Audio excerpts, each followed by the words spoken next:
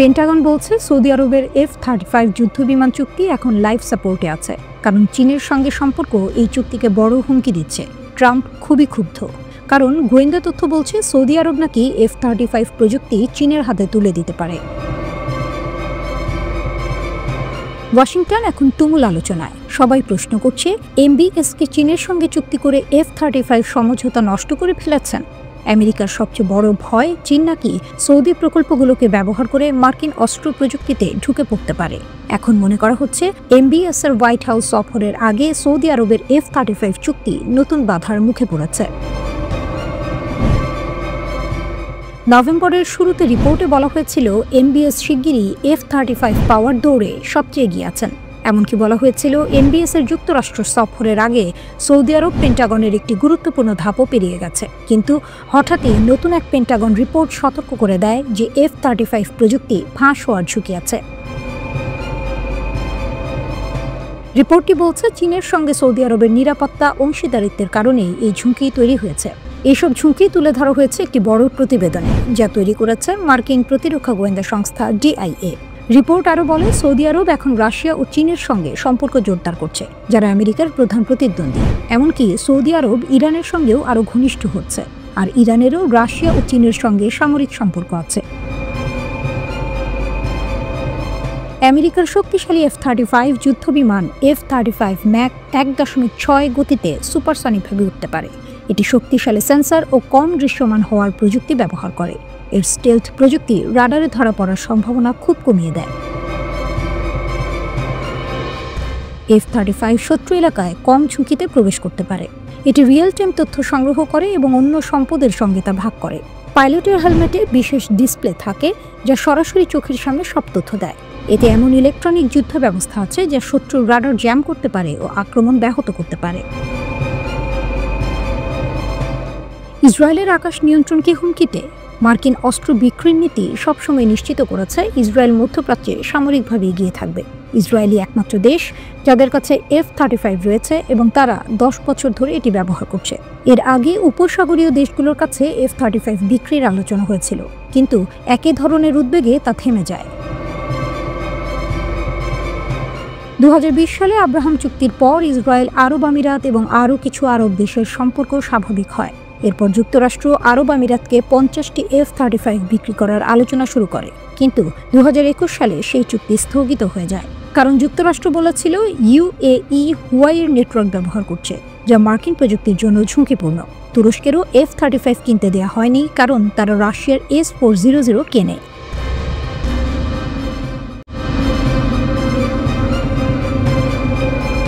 Iran অদম্য এক জাতির অবিশ্বাস্য উত্থান।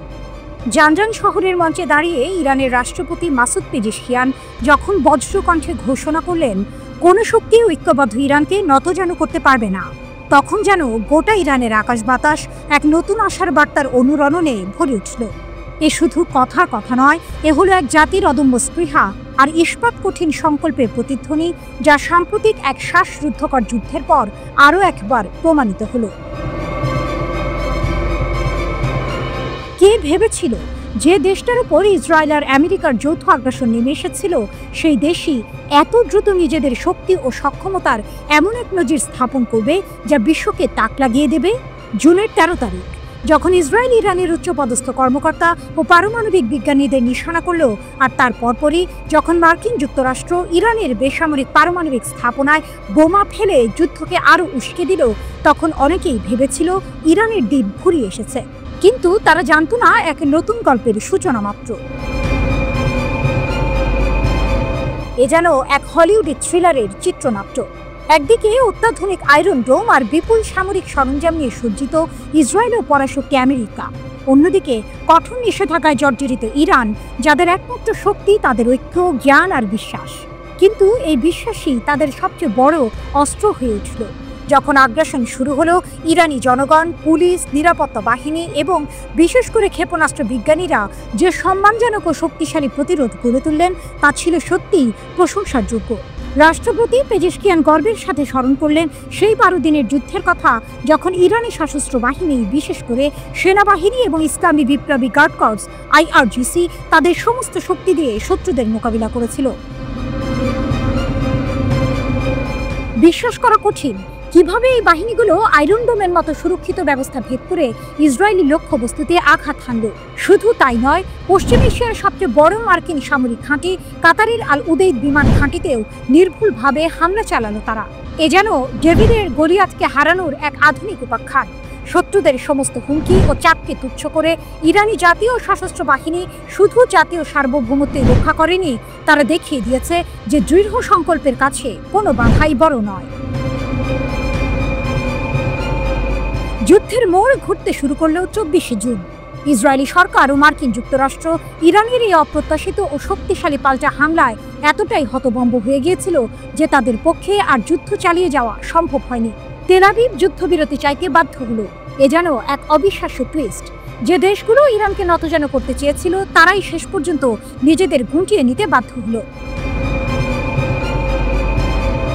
ইসলামী বিপ্লবী নেতা আয়াতুল্লাহ সাইয়েদ আলী খামেনি ঠিকই বলেছিলেন, এই 12 দিনের যুদ্ধ ইরানি জাতির শক্তি ও দৃঢ়তা প্রকাশ করেছে। বিশ্ব দেখেছে ইসলামী প্রজাতন্ত্রের ভিত্তির অতুলনীয় দৃঢ়তা। এই যুদ্ধ ছিল ইরানের জন্য তাদের ইচ্ছা শক্তি এবং সক্ষমতা প্রদর্শনের এক মোক্ষম সুযোগ। পেজেশকিয়ানের কথাগুলো তাই শুধু স্লোগান নয়, এ হলো এক ঐতিহাসিক সত্যের প্রতিধ্বনি। যতক্ষণ পর্যন্ত ইরানি জনগণ তাদের ঐক্য ও সংহতি বজায় রাখবে, ততক্ষণ পর্যন্ত কোনো বাধা তাদের অগ্রগতিকে বাধাগ্রস্ত করতে পারবে না। এই যুদ্ধ ইরানকে বিশ্বের দরবারে এক নতুন পরাশক্তি হিসেবে তুলে ধরেছে, যারা নিজেদের আত্মমর্যাদা ও সার্বভৌমত্বের জন্য যে কোনো মূল্যে লড়তে প্রস্তুত। অদূর ভবিষ্যতে ইরান কি আরও বড় কোনো চমক নিয়ে আসছে?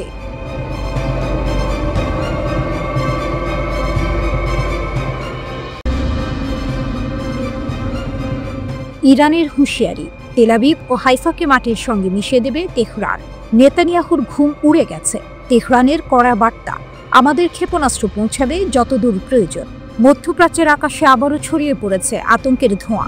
শুক্রবারের নামাজ শেষে ইরানের প্রভাবশালী আলেম আহমেদ খাতামি এক বজ্র গর্জনে ঘোষণা দিয়েছেন, এই বোকারা জানে না আমরা তেল আবিব ও হাইফাকে লাঙল দেব। তার এই উক্তি মুহূর্তেই পশ্চিমা বিশ্বে ছড়িয়ে পড়েছে আতঙ্কের স্রোত। খাতামের বক্তব্য শুধু কথার ঝড় নয়, সেটি যেন আগুনের ইঙ্গিত। তিনি স্পষ্ট করে বলেন, পশ্চিমা চাপ, নিষেধাজ্ঞা কিংবা হুমকি কিছুই ইরানকে ভয় দেখাতে পারবে না। আমরা অবাধ্যতাকেই বেছে নেব, বলেন তিনি। এই ঘোষণা আসে এমন এক সময় যখন ইরানের বিপ্লবী গার্ড বাহিনী আইআরজিসি মাত্র কয়েকদিন আগে ঘোষণা করেছে প্রয়োজনে তাদের ক্ষেপণাস্ত্রের পাল্লা আরও বাড়ানো হবে। ইরানি সংবাদ মাধ্যমে প্রকাশিত প্রতিবেদনে বলা হয়েছে, দেশটি এখন 1200 মাইলের সীমা অতিক্রম করতে চায়। বর্তমানে ইরানের ক্ষেপণাস্ত্রের স্বঘোষিত সর্বোচ্চ পাল্লা 2000 কিলোমিটার, যা সহজেই ইসরায়েলের প্রতিটি সামরিক ঘাঁটি ও বন্দর শহরকে লক্ষ্যবস্তুতে পরিণত করতে সক্ষম। খাতাম সদর দফতরের ডেপুটি ইন্সপেক্টর জেনারেল আসাদি পশ্চিমাদের উদ্দেশ্যে আরও এক ধাপ এগিয়ে বলেন, আমাদের হাতে যা সম্পদ আছে তাতেই আমরা 100% প্রস্তুত। তার এই বার্তাটি যেন এক অদৃশ্য ক্ষেপণাস্ত্র, যার গন্তব্য পশ্চিমা রাজধানীগুলো। অন্যদিকে অ্যাসোসিয়েটেড প্রেস জানিয়েছে, স্যাটেলাইট চিত্রে ইরানের ইমাম খোমেনি স্পেস পোর্টে একটি অঘোষিত ক্ষেপণাস্ত্র পরীক্ষা চালানোর ইঙ্গিত পাওয়া গেছে। পশ্চিমা বিশ্লেষকদের ধারণা, এটি হয়তো একটি সম্ভাব্য আন্তঃমহাদেশীয় ব্যালিস্টিক ক্ষেপণাস্ত্র ICBM পরীক্ষার অংশ। যদিও তেহরান আনুষ্ঠানিকভাবে কিছু স্বীকার করেনি, তবে ইরানের সংসদের একজন আইন প্রণেতা দাবি করেছেন, আমরা আমাদের সক্ষমতা যাচাই করেছি, যা প্রয়োজনে আরও দূরে পৌঁছাতে পারবে। এই ঘটনার পরপরই উত্তেজনা ছড়ায় আন্তর্জাতিক অঙ্গনে। 27 সেপ্টেম্বর ইরানের পারমাণবিক কর্মসূচি নিয়ে উদ্বেগ প্রকাশের পর E3 ব্রিটেন, ফ্রান্স, জার্মানি জাতিসংঘে নিষেধাজ্ঞা পুনর্বহাল করে। এরপর 29 ও 30 সেপ্টেম্বর EU এবং যুক্তরাজ্য একই পথে হাঁটে। কিন্তু তেহরান বলছে, এই নিষেধাজ্ঞা আসলে তাদের আরও শক্তিশালী করে তুলছে। ইরানের রাষ্ট্রপতি মাসুদ পেজেশকিয়ান কড়া ভাষায় পশ্চিমাদের জবাব দিয়ে বলেন, আপনারা আমাদের থামাতে পারেননি, পারবেনও না। নিষেধাজ্ঞা দিয়ে আমাদের বিজ্ঞান থামে না, বরং ত্বরান্বিত হয়। এই মুহূর্তে মধ্যপ্রাচ্যের বাতাসে যেন স্পষ্ট বার্তা ভেসে আসছে, ইরান আর আত্মরক্ষার সীমায় নেই, তারা এখন প্রতিশোধের অবস্থানে।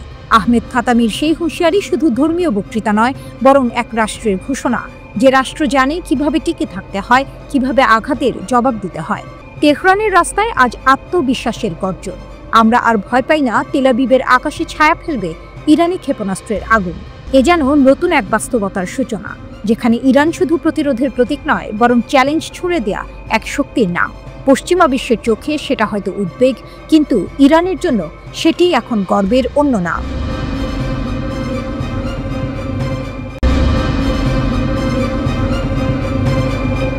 ইরানের নতুন প্রতিরক্ষা ও পারমাণবিক কৌশল। মধ্যপ্রাচ্যের আকাশে উত্তেজনা ফের ঘনীভূত হচ্ছে। ইরান, যে দেশ বছরের পর বছর বিদেশি হুমকি, চাপে, আক্রমণে দাঁড়িয়েছে অটল, এবার তার প্রতিরক্ষা নীতি ও পারমাণবিক অবস্থান পুনর্বিবেচনার ডাক দিচ্ছে। ইরানের ৭০ জন সংসদ সদস্য সুপ্রিম ন্যাশনাল সিকিউরিটি কাউন্সিল, আইনসভা, নির্বাহী ও বিচার বিভাগীয় শাখার প্রধানদের উদ্দেশ্যে চিঠি পাঠালেন। চিঠিতে বলা হয়েছে, দেশের প্রতিরক্ষা মতবাদ ও পারমাণবিক অবস্থান আবার মূল্যায়ন করা প্রয়োজন। এটি এমন এক সময় এসেছে যখন ইরানের পারমাণবিক কর্মসূচি শান্তিপূর্ণ বলেও বিশ্বের কাছে বারবার বলেছে দেশটি, কিন্তু বাস্তবতা বলছে পশ্চিমা শক্তি ও ইসরায়েল সরাসরি হুমকি দিচ্ছে। জুনে ইসরায়েল মার্কিন সাহায্যে ইরানের ক্ষেপণাস্ত্র এবং পারমাণবিক স্থাপনাগুলোর উপর আক্রমণ চালায়। ফোর্দো সহ ৩টি স্থাপনায় হামলা, যা আন্তর্জাতিক আইন ও এনপিটি চুক্তি লঙ্ঘন করে ইরানকে কঠোর অবস্থান নেয়ার পথে ঠেলে দেয়। ইরানের প্রতিরক্ষা মতবাদে স্পষ্টভাবে বলা আছে, পারমাণবিক অস্ত্র তৈরি বা ব্যবহার করা যাবে না। এটি সুপ্রিম লিডার সাইয়েদ আলী খামেনির ফতোয়ার উপর ভিত্তি করে তৈরি। কিন্তু আইন প্রণেতারা মনে করেন, এই মতবাদ শুধু নীতি নয়, এটি জাতির আত্মমর্যাদা, শক্তি ও প্রতিরোধের প্রতীক। যখন আন্তর্জাতিক সম্প্রদায় নিষেধাজ্ঞার পুনর্বহাল নিয়ে চাপ সৃষ্টি করছে, ইরান তা মোকাবিলায় প্রস্তুত। ইরানের সর্বোচ্চ জাতীয় নিরাপত্তা পরিষদ ঘোষণা দিল, আন্তর্জাতিক আণবিক শক্তি সংস্থা IAEA এর সঙ্গে সহযোগিতা স্থগিত করা হচ্ছে। তারা বলেছে, ইউরোপীয় 3টি দেশের রাজনৈতিক উদ্দেশ্য প্রণোদিত পদক্ষেপ এবং চাপের কারণে এই সিদ্ধান্ত নেওয়া হলো। এখানে শক্তির চিহ্ন স্পষ্ট, ইরান আর চুপচাপ প্রতিরোধ করবে না। আইন প্রণেতারা সতর্ক করে বলেছেন, চাপের যে কোনো প্রচেষ্টা দেশের জন্য পূর্বের চেয়ে কঠোর ও আরও সিদ্ধান্তমূলক প্রতিক্রিয়া ডেকে আনবে। ইরান জানিয়েছে, তারা যে নতুন চাপে মোকাবিলা করতে সক্ষম তা দেশকে পিছনে টানে না, বরং তাদের প্রতিরক্ষা ও শক্তি আরও দৃঢ় করে। সাম্প্রতিক চুক্তিতে IAEA এর পরিদর্শকরা সীমিত প্রবেশাধিকার পেয়েছিলেন, কিন্তু পূর্ণ তদারকি কখনো পুনঃপ্রতিষ্ঠিত হয়নি। এ থেকে স্পষ্ট, ইরান নিজের পারমাণবিক কর্মসূচি ও প্রতিরক্ষা নীতি নিয়ে স্বাধীনভাবে চলবে। ইরান আজ বলছে, আমাদের শান্তিপূর্ণ পারমাণবিক কর্মসূচি কেউ বন্ধ করতে পারবে না। আমাদের শক্তি, আমাদের প্রতিরক্ষা নীতি, আমাদের জাতীয় গর্ব সবই অটুট। আপনি চাপ দিতেই পারেন, কিন্তু আমরা আত্মসম্মান এবং নিরাপত্তার জন্য শক্ত অবস্থানে থাকব। এ যেন মধ্যপ্রাচ্যের এক নতুন অধ্যায়, যেখানে ইরান ইতিহাসের মতো প্রতিরোধের শক্তি দেখাচ্ছে। শত্রু যতই হুমকি দিক, জাতি অটল থাকবে। আন্তর্জাতিক চাপ, নিষেধাজ্ঞা, হামলা সবই থাকুক, তেহরান অটল, কারণ এটি শুধুই দেশ নয়, এটি শক্তির এক জীবন্ত প্রতীক।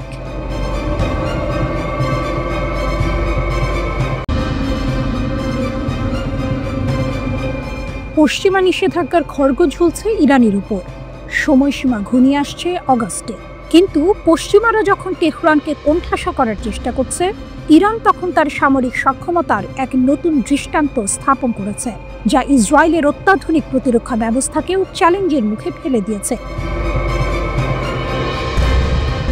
অপ্রত্যাশিত সামরিক চাল, ইসরায়েলের আকাশ প্রতিরক্ষা ভেদ। ইসরায়েলের আকাশ প্রতিরক্ষা ব্যবস্থা বিশ্বজুড়ে বেশ সুপরিচিত। যুক্তরাষ্ট্রের সহায়তায় গড়ে ওঠা এই 4 স্তর বিশিষ্ট প্রতিরক্ষা ব্যবস্থা, যার মধ্যে রয়েছে অ্যারো 3, অ্যারো 2, ডেভিড স্লিং এবং আয়রন ডোম, যে কোনো ক্ষেপণাস্ত্র হামলা প্রতিহত করতে সক্ষম বলে দাবি করা হয়। কিন্তু অপারেশন ট্রু প্রমিস 3-তে ইরান দেখিয়ে দিয়েছে, এই ব্যবস্থাতেও ফাঁক থাকতে পারে। আগে ইরান সাধারণত রাতে ব্যাপক আকারে ক্ষেপণাস্ত্র হামলা চালাতো, কিন্তু এবার তারা কৌশল বদলেছে।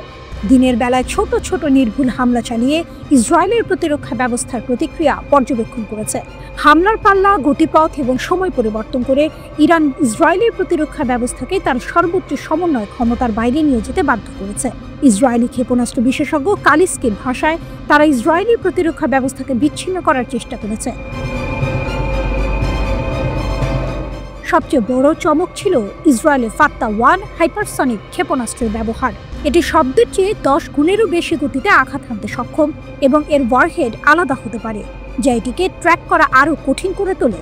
ইসরায়েলের সবচেয়ে উন্নত ইন্টারসেপ্টর যেমন অ্যারো 3 এবং ডেভিড স্লিং তত্ত্বীয়ভাবে এমন ক্ষেপণাস্ত্র আটকাতে সক্ষম হলেও ফাত্তাহ 1 ইসরায়েলের 4টি প্রতিরক্ষা স্তর ভেদ করে লক্ষ্যবস্তুতে আঘাত হানতে সক্ষম হয়েছে।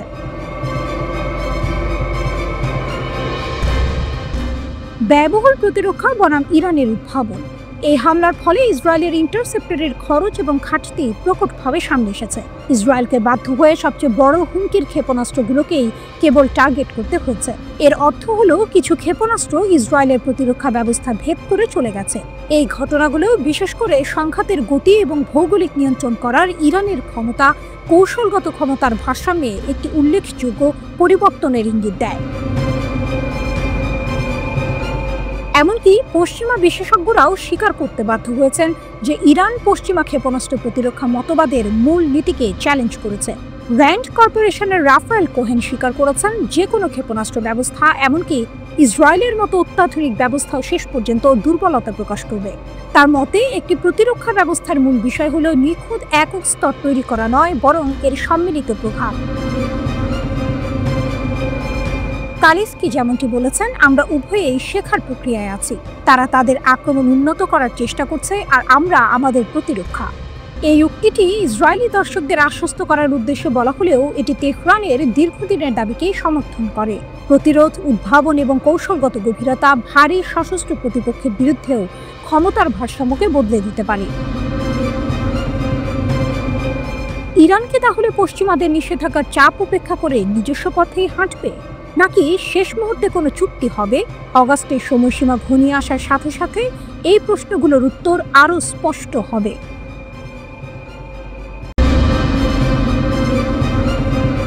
আপনি কি জানেন, সম্প্রতি ইসরায়েলের ওপর ইরান যে বিশাল হামলা চালিয়েছে সেটা নাকি তাদের মোট সামরিক শক্তির মাত্র 5%-এরও কম ব্যবহার করে হয়েছে? অবাক লাগছে শুনতে, তাই না? ব্যাপারটা এমন যে আপনি আপনার হাতের তাসগুলোর মধ্যে সবচেয়ে শক্তিশালীটা না দেখিয়ে মাত্র কয়েকটা সাধারণ তাস দিয়েই প্রতিপক্ষকে ঘায়েল করে দিলেন।